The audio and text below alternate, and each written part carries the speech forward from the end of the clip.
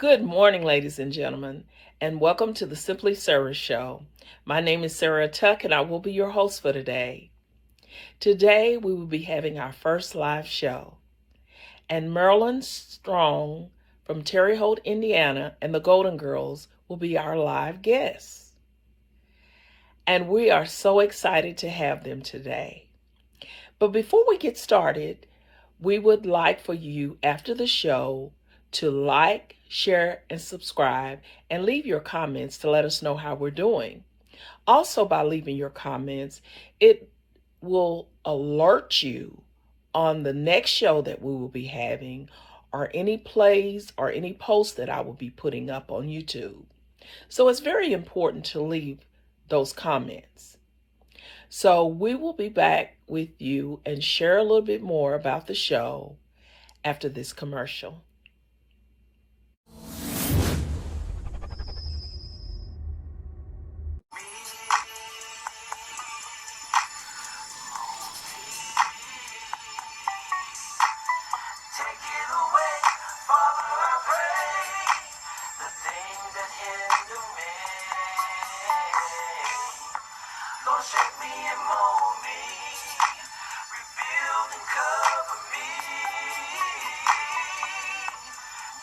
Welcome back, everyone, to the Simply Sarah Show.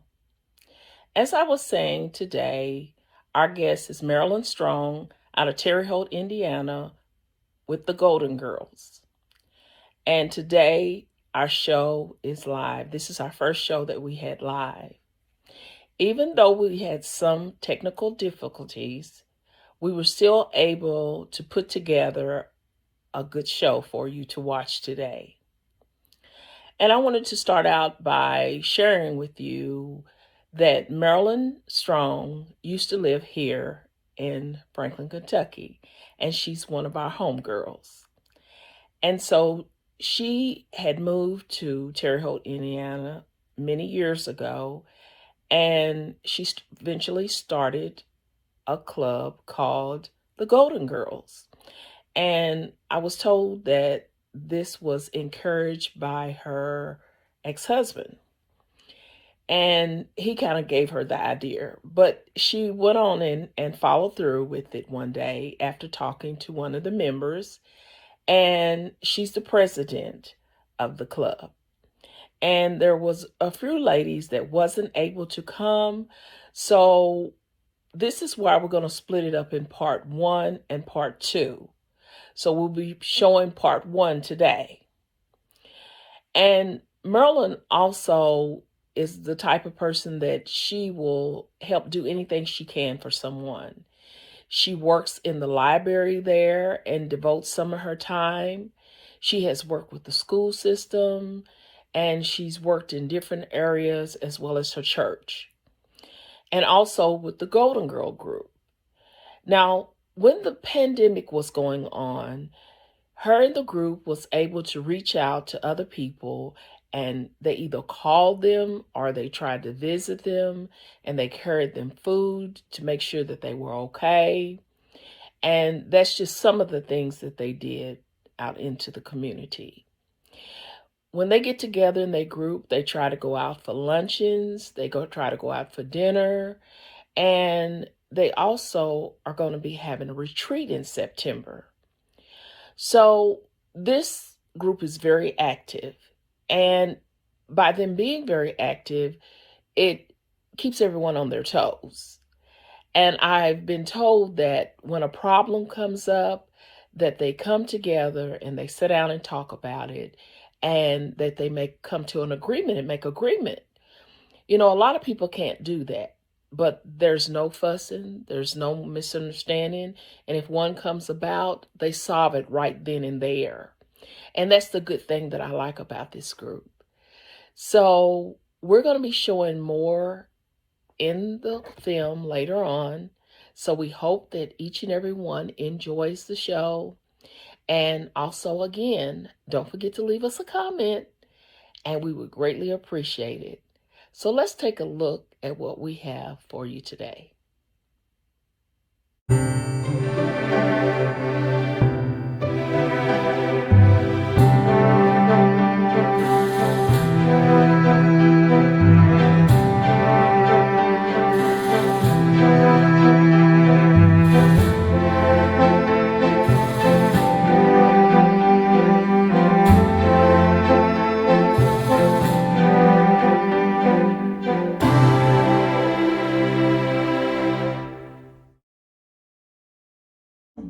the kids Right.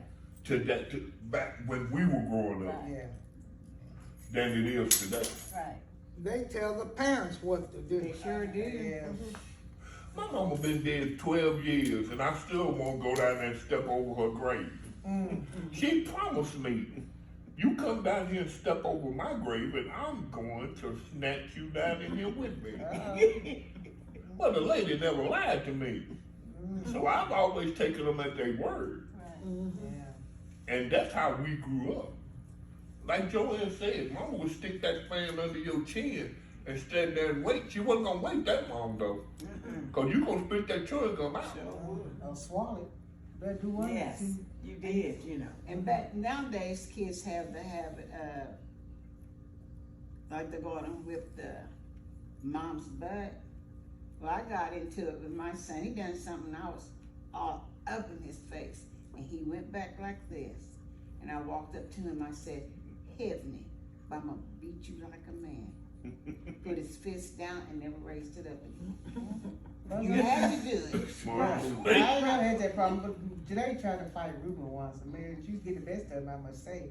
But I went in there, they rolled around on her floor. I reached down, grabbed her around the neck like this, held up against the wall. She can tell you this herself. Her feet was just dangling. They wasn't even done. She's taller than I am. I held her up by the neck, and I just stared at her just like this.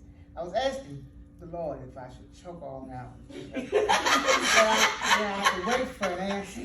So I just held it up there, and I just stared at her. I didn't say nothing. I just held it. She went to Ruben didn't move. He laid down on the floor. Finally, I took my head back and let her go. She feet hit the floor. She ran like that. I don't blame her. Ruben was getting ready to go run and get her. Just let her go. I'm thinking my man, she done whooped you once. Just let her go. But yeah, she'll tell you today. She said I was really scared. My feet wouldn't touch the floor, and I just held up about her neck. I would have choked her out. The Lord just gave me a word. Just give me a word, and you be gone. You was waiting on the word from the I Lord. was waiting. He said choke. I was gonna choke the life right out of her. Fighting your parent. What's wrong with the bitch? She better bet she was fighting him because the Lord didn't speak to me down there while I was beating her. I neither one of them bet I ever. I told me you better not ever raise your hand at me. Yeah. And somebody asked me that. So their daughter done whooped their tail and fought them back. What would you do if your daughter did you like that? I said, there she is. Ask her. She said, no, I ain't gonna put my hands on mom. She'll kill me. Yes, she will. Lord have mercy. Even this day, they taller than I am. Last time I whooped Lamar, he was 16, and he's 6 feet tall. And Ruben comes in, I heard him tell his mom on the phone, I can't believe Lamar let Marilyn whoop him like that. I said, what was he gonna do? Because if he'd have tried to fight me back, he'd been an ink spot on the floor. I know that's right. I beat him through the dining room, to the kitchen, through his room and back. He was begging mom stop, please don't do it no more. Yeah, that's the last time I had to whoop him. You notice when she talk about beating the children, her back comes up off. I be ready all the time.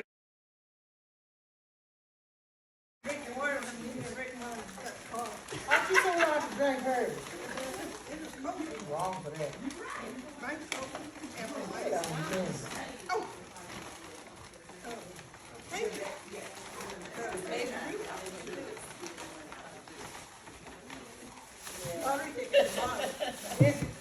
Oh, it's not. What? She has a lot of chicken in the bar.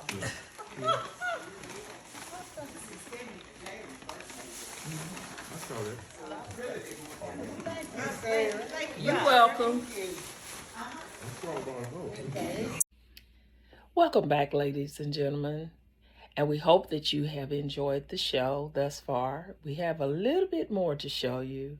But I also wanted to share with you, since we lost some of the footage, that when Minister Bell was talking about the Ursha that was standing, waiting for the person to basically take the gum out of their mouth, it was his mother.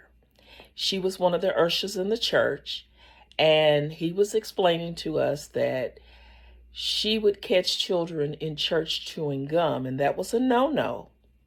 So she would walk up to you, place the fan under your chin, and you had just a little bit of time to either swallow it or either take it out and place it on the fan. This was a way that she politely disciplined all the children in the church, no matter if you were her child, one of the members' children, or a guest. And she kept things pretty cool in the church while the service was going on. So I know each and every one appreciated her. But anyway, we're going to move on and show you the last bit of the show. And we hope that you enjoy the rest of the show as well. Let's take a look.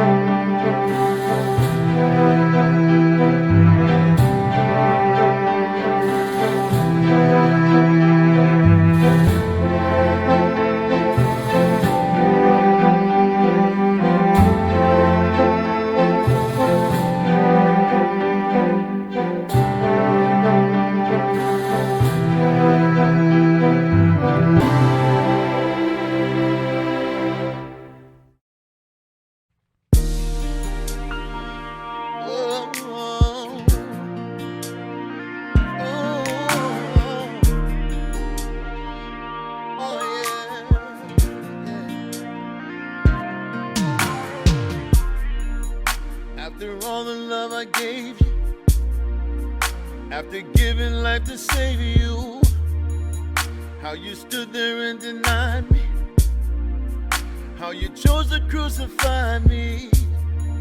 I only came because I loved you, and I was always thinking of you. We're back.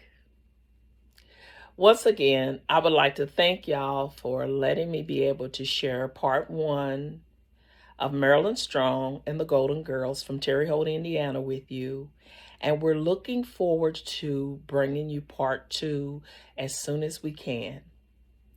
And we hope that each and every one was able to get a little something out of the show, whether you want to start a club of your own or a club something similar, because not only do we need clubs for the young people, the middle-aged people, but we need clubs for people of all ages, so we can give people something to do. Because not only does this club bring groups together, but it also helps them with their daily living of being able to look forward to being in this group, to reaching out to somebody in this group if they have a problem, to keep them maybe from being depressed and down and feeling bad about themselves.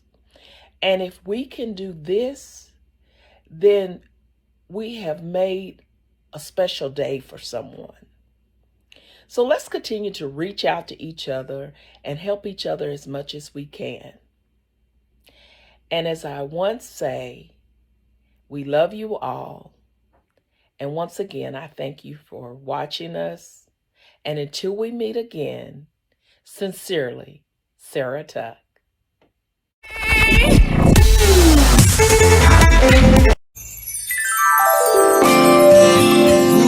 Somebody needs to know that in the midst of your adversities, in the midst of your circumstances, that God is there in the midst. He'll never leave you or forsake you. I see my brothers hurting, I see my sisters crying. Things ain't working out, but Lord knows I'm trying. So many disappointments, so many hearts are broken. Lord, I need some answers, I need some doors to open. See, my money's low and my bills are high. I've been going through, sometimes I just wanna cry.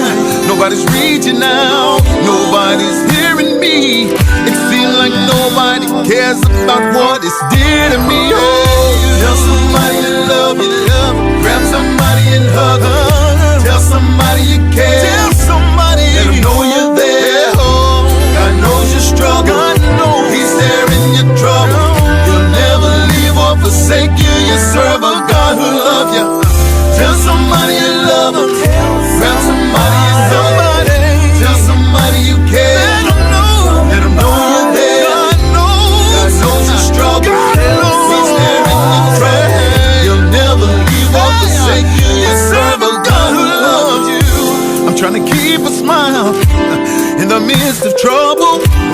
Why is life so tough, man? Why do I have to struggle? If you're a Christian, tell me, are you listening? What are you doing to show it? Hey, does anyone know it? Will you help me out? Will you lend a hand? Will you hear me out? Or can you just understand? You see, I'm tired of fighting, like my mind is rattled. Lord, I give it to you, because this ain't my battle. Tell somebody you love them. Grab somebody and hug them. Tell somebody you care. Let them know you're there. God knows your struggle. He's there in your trouble. He'll never leave or forsake you. And serve a God who loves you. Tell somebody you love them. Grab somebody and hug them. Tell somebody you care. Let them know you're there. God knows your struggle. He's there in your trouble. He'll never leave or forsake you. And serve a God who loves you. I feel like I'm out here lost. Can only imagine what you were feeling on the cross. Can only imagine all the pain that you felt when you were giving us love and we were giving you death. And I can see the teardrops falling like raindrops, and they can't stop for this ill spot. Heaven is the main spot. You show me love, and that's why I trust ya. You paved the way, and I just wanna touch ya. I feel like I'm falling too fast. I can't see the light. How long will it last? I'm about to lose my mind when these thoughts go away. The devil sneaks in, but I gotta still pray anyway. Lord, I'm depending on you. It's okay. I know you're gonna help me make it through in this day. And when I don't know what to do, I fall to my knees and pray, Lord, because you're